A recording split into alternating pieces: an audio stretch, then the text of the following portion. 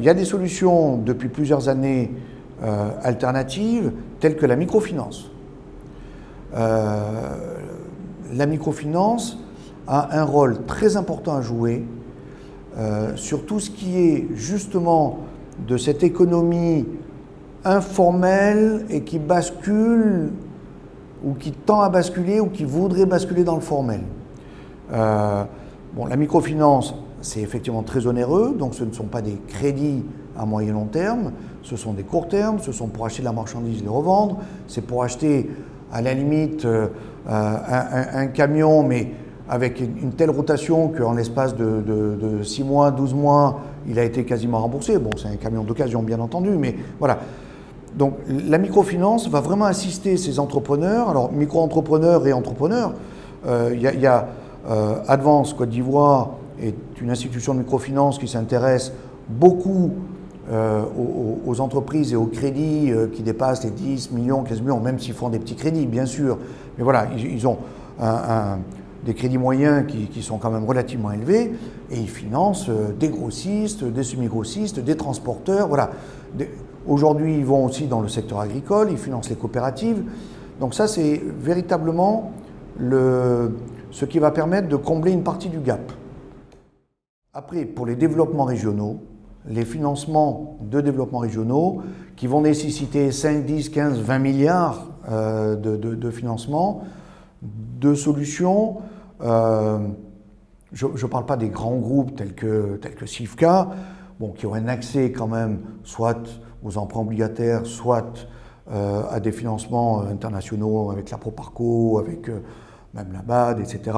Mais même avec les réseaux bancaires africains qui peuvent syndiquer plusieurs de leurs filiales pour monter un 15 ou un 20 milliards. Mais sinon, ceux qui n'ont pas accès à cela, il va falloir réfléchir à l'ouverture de leur capital pour faire rentrer un fonds en equity plus dette.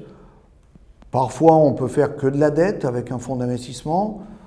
Parfois, on peut faire que de l'equity, mais souvent, c'est un mixte des deux. Mais ça nécessite effectivement l'ouverture de son capital. C'est vrai qu'à partir du moment où on décide d'ouvrir son capital, il y a les fonds d'investissement, mais du coup, pourquoi ne pas regarder un partenaire stratégique, industriel, avec lequel il aura un alignement d'intérêts peut-être plus fort qu'avec un fonds d'investissement qui, lui, va vouloir une sortie à 5 ans, 7 ans, alors que le partenaire industriel ou stratégique, il va y avoir un alignement d'intérêts sur un long terme pour faciliter le développement de ce groupe régional avec l'appui d'un groupe international qui veut mitiger son risque dans le cadre de son développement en Afrique et qui veut un relais local qui va maîtriser effectivement l'environnement. Voilà.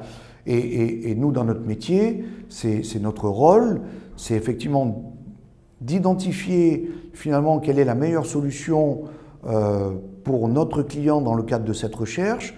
Est-ce que c'est un fonds d'investissement parce que l'objectif finalement du financement est à court terme et l'entrepreneur veut soit revenir seul propriétaire de son groupe dans 5 ans, soit n'est pas prêt encore à une association, un partenariat stratégique avec un confrère bien plus gros que lui qui vient d'Europe ou d'ailleurs. Voilà. Ou alors c'est véritablement il a besoin, ou en tout cas on l'accompagne pour exprimer ce besoin.